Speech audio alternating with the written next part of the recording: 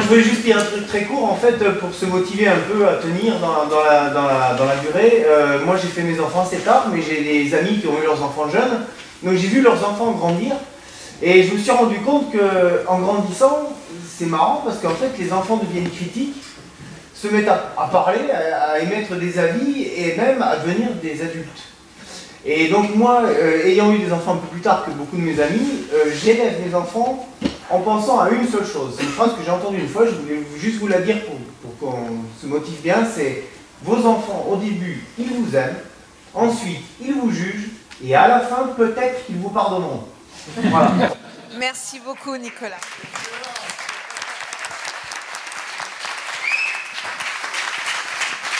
Est-ce qu'il y a d'autres questions? Oui, je vous en prie. Bill Gates. Bill Gates, les scorpions comme moi d'ailleurs. Un retour peut-être sur votre esprit critique. En fait, je pense que pour éviter les tensions ou pour créer de l'harmonie, il faudrait capitaliser sur une idée qui nous met tous d'accord. Et en fait, j'ai fait des recherches depuis 2013 et je me suis rendu compte que l'idée sur laquelle tout le monde était d'accord, c'est le fait que si notre société était bien organisée, il y aurait très peu, voire pas de problème. Et en fait, il se trouve que cette idée d'une bonne organisation de la société, elle se retrouve dans la science de la géographie, de la gestion des territoires, et elle se retrouve dans le droit, à travers le principe de concertation.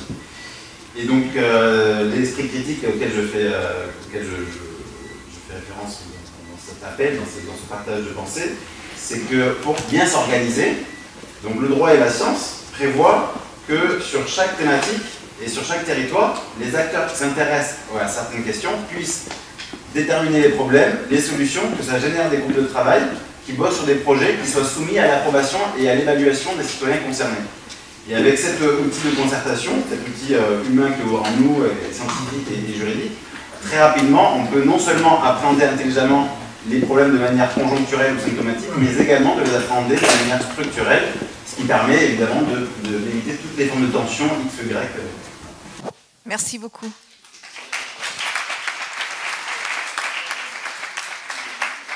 Il y a des... Oui, il y a quelqu'un... je vois pas... Oui, allez-y, je vous en prie. Bill Gates. Ce fils de pute de Bill Gates. Alors, quand je parle... Levez-vous parce qu'on ne vous voit pas, là. Vous pouvez vous lever, merci. Quand je parle de pute, je ne parle pas de sa mère biologique. Je parle de sa mère spirituelle. Donc, la mère spirituelle de Bill Gates, c'est dans le livre de l'Apocalypse. Le livre de l'Apocalypse, chapitre 17-18, parle d'une prostituée qui chevauche une bête sauvage à 7 têtes et 10 cornes. Chapitre 17 et 18. Donc vous rentrerez chez vous, vous ouvrez la Bible, vous allez dans le livre de l'Apocalypse, vous lisez le chapitre 17 et 18. Donc c'est de cette prostituée-là dont je parle. Donc, Bill Gates, dans l'informatique, je vais prendre une image de l'informatique, ce sont ceux qui fabriquent des antivirus, qui fabriquent les virus, pour vendre leur antivirus. Donc, moi, la question que je pose, là, une fois qu'on a fait un petit tour dans les cieux, on revient sur Terre, et j'ai une question à poser à Olivier Soulier, au sujet des injections. Bon, ben, ces gens-là ne fabriquent pas des virus sans avoir l'antidote, l'antivirus. Donc j'aimerais que tu nous répondes sur... Moi, je vais répondre très clairement. Si tu veux avoir des informations précises, tu vas sur Internet, tu cherches, tu tapes Rainer Fulmich, Dr Martin. Il y a une vidéo excellente où Dr Martin, c'est un spécialiste des brevets, et il explique comment les premiers brevets des 98-99, il y en avait, 2003 les premiers brevets sur ça, et il faut savoir que tous les brevets, les derniers brevets de vaccins actuels, datent de 2017. Donc, quand ils ont lancé le virus, ils savaient bien les histoires de gains de fonction avec le fameux séquence furine qu'ils ont rajouté pour augmenter une capacité et rajouter 2 sites d'action, pas seulement le spike, mais une deuxième à côté avec un nom un peu plus complexe, mais qui rend le virus très infectieux. Eh bien, ça a été inventé. Et donc, on sait très bien que ces gains de fonction ont été interdits en Europe, aux États-Unis, parce qu'on savait que c'était dangereux de jouer avec ça. Du coup, ça a été fait à Wuhan. Mais pourquoi c'était fait à Wuhan? Parce que à la fois Anthony Fauci mais aussi l'Institut Pasteur et Yves Lévy a financé Yuan. Ils ont été avec le Premier ministre de l'époque, je ne sais plus comment il s'appelait, ils ont inauguré, il y a plein de photos, ils vont inaugurer, voilà. Et Fauci a énormément d'intérêt là-dedans, on le sait. On sait très bien qu'il a financé ça, qu'il a touché énormément d'argent depuis 2002-2003. Donc ils ont clairement créé un nouveau virus. Un nouveau virus, et c'est pour ça que Moderna a pu sortir en 48 heures l'ARN correspondant, parce que c'est eux qui l'avaient fabriqué. Donc effectivement, c'est les pompiers pyromanes, mais ça on le sait depuis longtemps, ne rêvez pas. Quand Montagnier, que je connais bien, a parlé de ça, tout le monde l'a traité de fou. Aujourd'hui, c'est une certitude. La réalité, c'est qu'en fait, comment je dirais, ils le font ouvertement, et il n'y a rien qui les arrête. Et j'avais envie de vous lire une citation de Solzhenitsyn qui résume assez bien ce qui est dit. Il dit « Nous savons qu'ils mentent. Ils savent aussi qu'ils mentent. Ils savent que nous savons qu'ils mentent. Nous savons aussi qu'ils savent que nous savons, et pourtant ils continuent à mentir. » Et c'est exactement ça. Aujourd'hui, on connaît tout. Plutôt que d'arrêter Fauci, plutôt que d'arrêter les gens, on sait très bien qu'ils ont mis ça en place, on sait très bien, mais ils n'ont même plus de... Je veux dire, c'est vraiment la mafia qui se ramène dans la rue, qui frime, et parce qu'ils utilisent les techniques de la mafia. Je vous terrorise, je tue la moitié de la... Comment fait la mafia? Ils arrivent, ils tuent la moitié des gens pour terroriser la deuxième partie de la famille, et ils vont rassurer la deuxième partie de la famille. Voilà, c'est la technique de la mafia. Et je vous avais sorti une deuxième citation de Benjamin Franklin qui est bien connue, qui dit « Le peuple prêt à sacrifier un peu de liberté pour un peu de sécurité ne mérite ni l'un ni l'autre et finit par perdre les deux. » Merci beaucoup. Attendez, il y a quelqu'un avant, il y a Baptiste avant. Baptiste, est-ce qu'on peut passer le micro? Conclure, excusez-moi, je voudrais conclure par rapport à ce que j'ai dit sur le livre de l'Apocalypse, qui peut être un très grand encouragement pour vous tous. C'est que si vous lisez le chapitre 18, eh bien, la bête sauvage de cette tête d'icône renverse la prostituée, et il la brûle et il la dévore. Alors, bonjour, Baptiste, 21 ans, je voulais poser une question, parce que on remarque quand même qu'il y a une évolution des choses qui est assez bizarre. Déjà, rien que dans l'évolution temporelle, on nous a dit c'est le pangolin. Vous savez, celui qui est à côté du laboratoire, c'est lui. Un an plus tard, l'OMS refait une enquête, c'est pas le pangolin. On n'a pas le résultat de l'enquête depuis. On nous a dit, après, le pass sanitaire, c'est une théorie du complot. Un an plus tard, les gens qui manifestent contre sont des complotistes. Et donc, quand on regarde tout ce qui se passe, il y a quand même, en se renseignant, en voyant cette évolution, on essaie de comprendre, on écoute les gens qui se lèvent, qui sont intéressants, vous écoutez les juristes, ils vous disent c'est pas du droit. Et vous écoutez les médecins, c'est pas de la médecine, vous écoutez les scientifiques, c'est pas de la science. Donc moi, la question que j'aimerais vous poser, si c'est pas du droit, si c'est pas de la médecine, si c'est pas de la science, c'est quoi et dans quel but?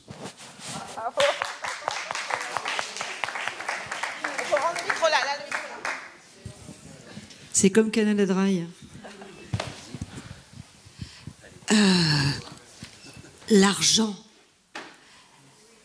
Le fric.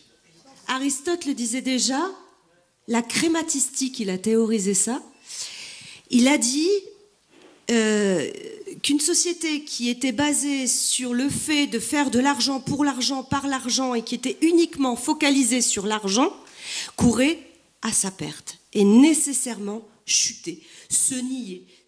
Elle génère l'inversion des valeurs. L'appétence pour l'argent, c'est l'avidité. Tu es vide, tu as un trou là à la place du cœur. Un grand courant d'air te traverse en permanence. Tu n'as plus que comme unique obsession, c'est une obsession pour pouvoir dire de te lever le lendemain matin, de pouvoir combler ce trou, ce tonneau des Danaïdes que jamais ils ne pourront combler. Jamais. Leur avidité est telle que jamais ils ne pourront combler ce trou, ce courant d'air qu'ils ont à la place du cœur. Et c'est ceci même qui causera leur perte, mais pas la nôtre. Merci Charlotte. Est-ce qu'il y a d'autres questions? Oui, Karine. Le micro, c'est bon. Oui, bon. Donc, rebonjour à vous tous. En fait, je voulais vous parler de quelque chose, notamment parce que j'ai entendu tout à l'heure parler de la nécessité de créer des liens. Et ça, en fait, c'est plutôt une question que je voudrais vous poser à vous. Est-ce que près de chez vous, vous avez des petits groupes de personnes que vous avez réussi à rencontrer? Oui, super. Parce que nous, voilà, pour ceux qui n'en ont pas, voilà, je voulais apporter une petite note d'espoir, en fait, et puis aussi avancer. C'est que, en fait, nous, moi, je suis du bassin d'Arcachon, Andernos, et on a créé un petit collectif qui s'appelle Les Communs. Alors, au début, c'était juste un groupe de potes. On n'était pas nombreux. Donc, on a commencé comme ça. Puis, petit à petit, donc c'était juste auberge espagnole, on avait besoin de se raconter, c'était à la fin du confinement, tout ça, on avait besoin d'échanger, de partager des choses, et ça s'est créé comme ça, en fait. Et petit à petit, on a eu des idées de proposer des activités, d'organiser des choses ensemble, et on a fait de plus en plus de rencontres. C'est là aussi où on a rencontré Enfance et Sourire 33, enfin... On a créé beaucoup de liens, en fait. Et le but, c'est de créer des liens, en fait. Comme il disait, essayer de trouver des activités sportives, essayer de créer juste des ateliers artistiques pour les enfants, par exemple, de la peinture, des dessins, faire des choses ensemble. Mais il faut que ça vienne de nous, en fait. Il faut pas attendre que quelqu'un vienne vous dire quoi que ce soit. Et alors nous, c'est assez bizarre parce qu'on reçoit aussi beaucoup de gens qui viennent de loin pour nous voir sur Andernos. Et nous, à chaque fois, ce qu'on leur dit, c'est faites ça près de chez vous. Qu'il y ait plein de petits groupes, peu importe qu'on soit nombreux ou pas nombreux. L'essentiel, c'est de créer plein de petits groupes de résistance pour justement ensuite pouvoir se mettre en lien et communiquer ensemble. Et c'est comme ça qu'on pourra faire diffuser nos idées. Parce que on veut pas centraliser quelque chose, parce que parfois il y a des gens qui nous disent on peut venir et tout. Mais non, mais nous en fait on est sur le bassin, c'est pas la peine de venir de Bordeaux pour faire ça. Essayez de trouver des endroits près de chez vous. Alors je vous explique un peu comment ça se passe. Alors c'était je suis désolée c'est moi. Ah oui. C'était surtout les questions pour les intervenants. Donc je vous invite à aller le voir si vous avez des questions par rapport à ça. Très bien. D'accord. Autre chose, mais c'était aussi je suis désolée, mon timing. Alors, désolé, j'ai juste une petite chose à dire. On crie souvent liberté, liberté, liberté. Alors, la liberté, j'ai remarqué que ça faisait peur à certaines personnes, parce qu'une liberté, c'est toujours, il y a toujours le risque. Il y a pas de liberté sans risque, en fait. Et c'est ça qui fait peur aux gens, surtout. Alors, moi, ce que je propose, c'est d'ajouter amour. Merci. Voilà. Amour et liberté, parce que de toute façon dans l'amour il n'y a pas de liberté, enfin il n'y a pas d'amour sans liberté, donc c'est important de l'ajouter pour que les gens le comprennent. Je pense qu'ils seront beaucoup plus sensibles, les gens qui nous regardent bizarrement, si on dit amour plutôt que liberté, ça leur fait peur, mais l'amour c'est important. Voilà, je suis désolé, je prends beaucoup de temps. Merci beaucoup. Alors il y a un monsieur. Allez-y, je vous en prie. Le micro est là. Il faut que vous avanciez. Voilà. Merci, je vais vous donner deux informations qui sont en relation. Alors, est-ce que c'est des questions? Pardon? Est-ce que c'est des questions ou des informations? Oui, c'est une question. D'accord. C'est une question. C'est une question. D'abord, en ce qui concerne Jean-Luc Montagnier. Non, c'est pas Jean-Luc. Si. Dailymotion, vous avez une très bonne vidéo sur Dailymotion sur YouTube, mercredi. Oui, mais c'est quoi votre question? Attends, je vais y arriver. Okay. On parle de gain de fonction, on parle de tout ça. Vous l'avez en ligne, très bonne, avec Beckhoff. Oui. Bien, premièrement. Deuxièmement, au niveau un peu plus spirituel, c'est pour vous répondre quelque chose. Vous parlez de l'argent de Mammon. Moi, je vous parle de l'Apocalypse qui se trouve actuellement à Saint-Émilion, sur le cloître. J'ai élevé le débat à un niveau peut-être religieux, tout ce que vous voulez. Quand vous voyez le chevalier de Dieu qui va terrasser le démon par le masque qui n'existe pas, l'épée qui sort de sa bouche, la parole, le souffle et les yeux. Bon. Oui, et vous dites quelque chose de super, là. Mammon. Au niveau spirituel, qu'est-ce que vous en pensez, vous? Le fric, le cœur qui n'existe plus. Et c'est votre question? Oui, c'est une question qui va peut-être toucher un niveau que je dirais qui n'est plus un niveau de physique. Là, si c'est votre question, peut-être que les intervenants vont pouvoir répondre. Vous remettez le micro et puis elle va le passer aux intervenants. Que je peux Merci. vous provoquer quelque part avec le souffle. Merci. Est-ce que quelqu'un veut répondre? Le Christ l'avait dit, hein. On ne peut pas servir Dieu et Macron à la fois. Enfin, Dieu et Mammon à la fois. Tout est dit avec ça. Merci.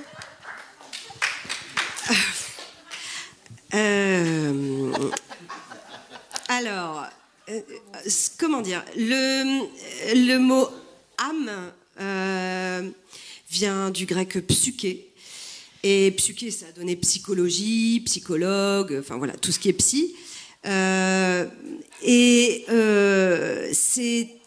C'est également le pneuma. Le pneuma, donc ça c'est les stoïciens qui en ont beaucoup parlé, c'est l'énergie pneumatique. C'est ce qui te fait prendre à la naissance ton premier souffle, l'inspire, et qui fait que au seuil du grand voyage, lorsque tu partiras dans l'au-delà, tu expireras. Et donc, comme le fait si bien Isabelle, l'inspire et l'expire, c'est vraiment le cycle de l'âme. Je crois qu'effectivement, ce masque symbolise le fait que le rapport à l'air, ils nous ont enlevé, les multinationalistes nous ont enlevé le rapport à la terre qu'on paye très cher. On paye de plus en plus cher le rapport à l'eau. On paye de plus en plus cher les énergies, le gaz, etc. Mais ici, je parlerai donc derrière, c'est le feu, hein, les énergies, le feu pour se chauffer. On en sait quelque chose. Hein, en ce moment, on en parle beaucoup. Et ici, on enlève à nos enfants le rapport à l'air, à l'oxygénation, à la respiration, à l'inspiration et à l'expiration. Le souffle, c'est ce qui alimente l'âme, notre âme. Ainsi, effectivement, il est urgent de quitter le masque pour retrouver le bon pneuma et le bon souffle qui nous donnera au quotidien la meilleure inspiration. Merci Charlotte. Alors, voilà, on arrive à la fin de cette conférence. Parce que on doit rendre la salle aussi à un certain moment. Donc voilà, je voudrais d'abord remercier nos intervenants, vraiment un applaudissement. Merci beaucoup. Merci beaucoup.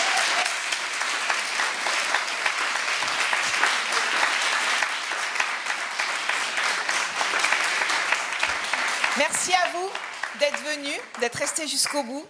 Merci beaucoup. Et je voudrais vraiment remercier Enfance et Sourire 33. Donc,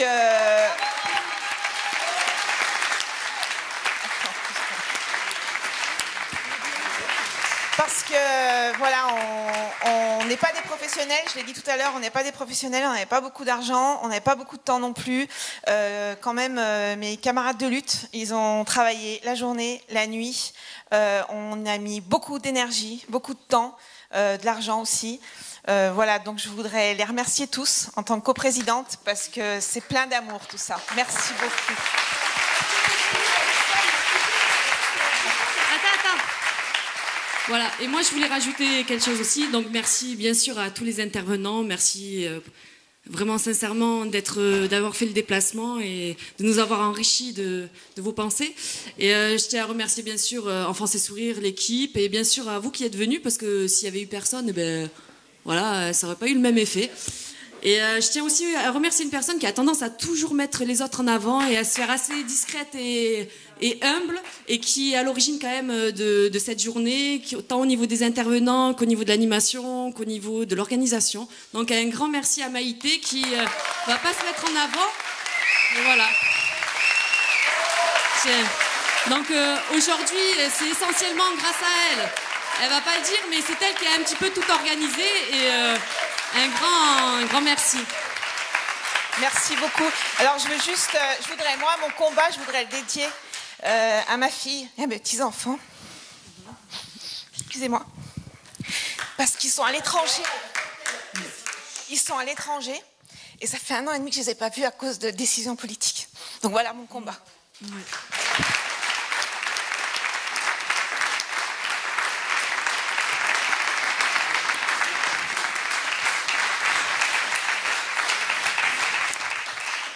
Merci au public également d'être intervenu, parce que des fois il y a des publics qui sont réfrigérants, donc merci de votre participation.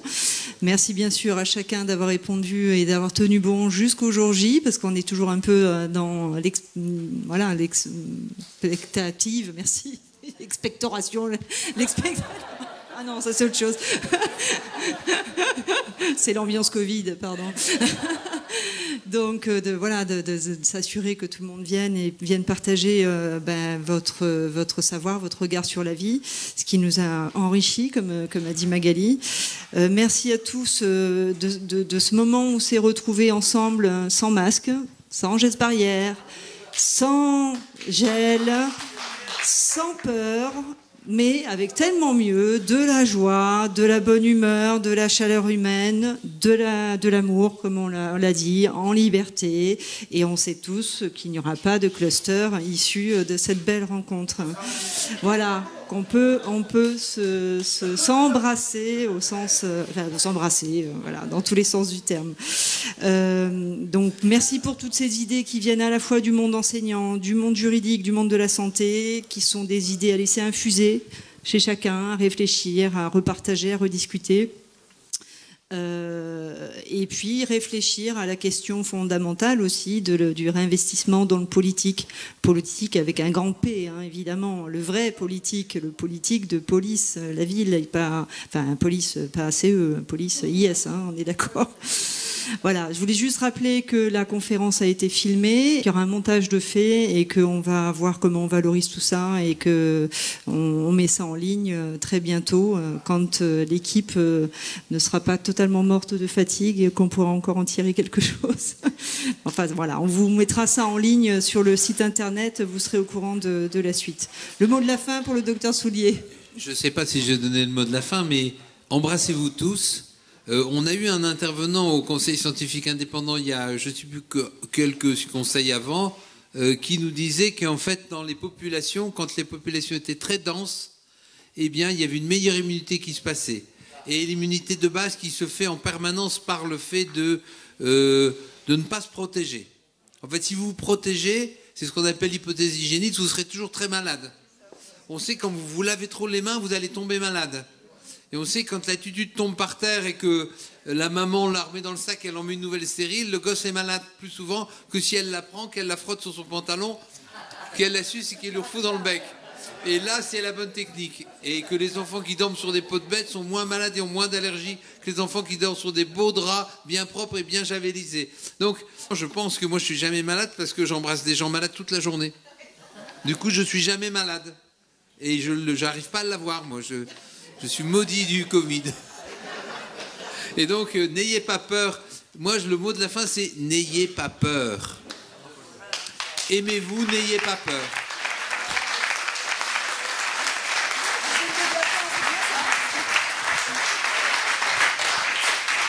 Oui, je profite de cette tribune simplement en local pour vous dire qu'on monte un collectif d'avocats sur la Gironde, hein, Bordeaux-Libourne. J'ai eu le plaisir d'ailleurs de voir une consoeur tout à l'heure, c'était pas prévu, je ne sais pas si elle est encore là. Elle est partie. Donc si jamais vous voulez venir me voir, que je vous donne les contacts, ce sera avec plaisir. Pareil, si vous voulez venir me voir à mon cabinet, ce sera sans masque et vous serez les bienvenus, je vous paierai le café. Voilà, donc n'hésitez pas à venir me voir si nécessaire.